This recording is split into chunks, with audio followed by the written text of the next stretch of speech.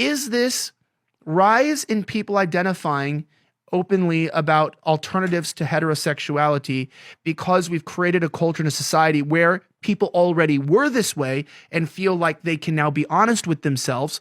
Or B, is it a fad and an influence where we are now pushing people who, knowing that people are vulnerable, specifically young people, to having their sexuality influenced and molded by outside pressure? Where are we at there?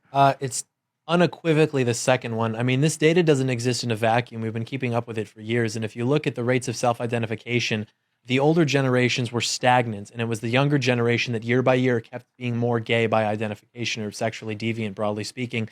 And so this suggests that no, it's not just because we're all becoming more tolerant, because if that were the case, then everyone would say, okay, I'm ready to come out of the closet now that the society has progressed such to a point where it can do so comfortably.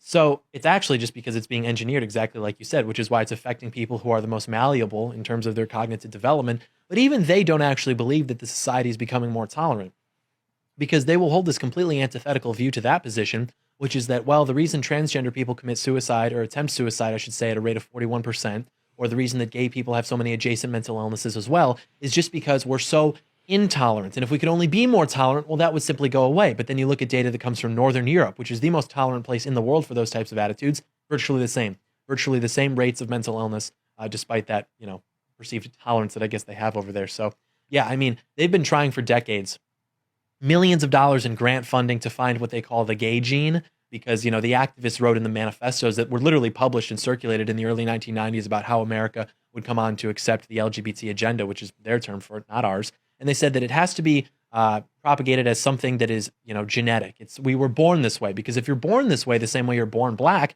well, then who are you to discriminate? That's messed up. I can't help it, which of course isn't not true. So yeah, they literally said that it has to be, marketed as a genetic thing, and there's a gay gene, but they can't find one. They found some very minuscule and inconsequential correlations with like different, very unimportant parts of DNA, but there's no such thing as it. And of course there wouldn't be, because if you look at it from a purely material and scientific perspective, how could there be a gene for something that compels you to not want to reproduce? Like, wouldn't that phase out? And to that they say, well, there was this one study that I saw where if like a mom has like 5 boys, then the 6th boy is going to be gay because evolutionarily she shouldn't be having that many kids. And you look at that data and it's garbage. So they have all these like theories and ways to try to explain why it is. And then you go and you walk around and like Disney's now like, we need more gay people in the media. And it's like, maybe that's why actually. Maybe that's Sean, why.